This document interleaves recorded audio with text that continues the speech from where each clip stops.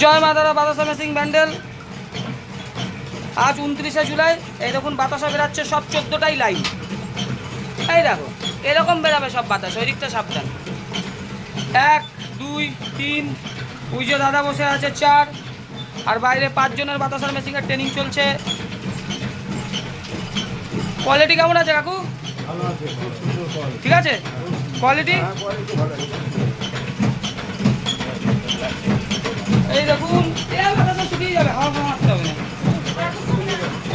এই বাতাসা শুকিয়ে যাবে, হাওয়া মারার দরকার নেই। আগেরটা দেখুন কিভাবে বাতাসা হয়ে চলেছে এক লাইনে।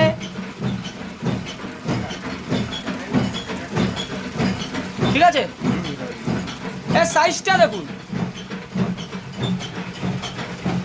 এক লাইনে বাতাস হয়ে চলছে। আস্তে ফেলুন, কোনো অসুবিধা নেই, লাইন ঠিক আছে।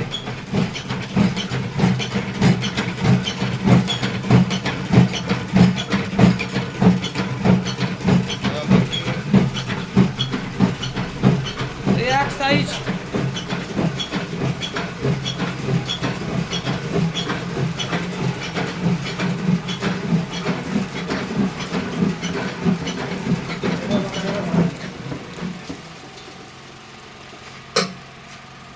এইটা ঠিক আছে।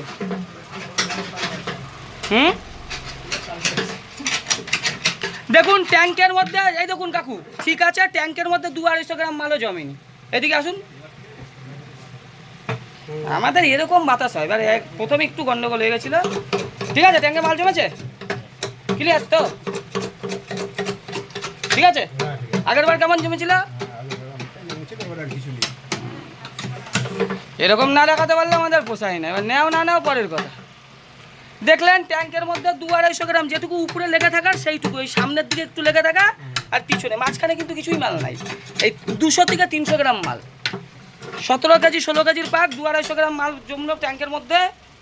বাতাসা কমপ্লিট। আসলাম দাদা, হ্যাঁ কাল আসবো, কিন্তু ওই সেদিনটাকে তো করে দিতে হবে।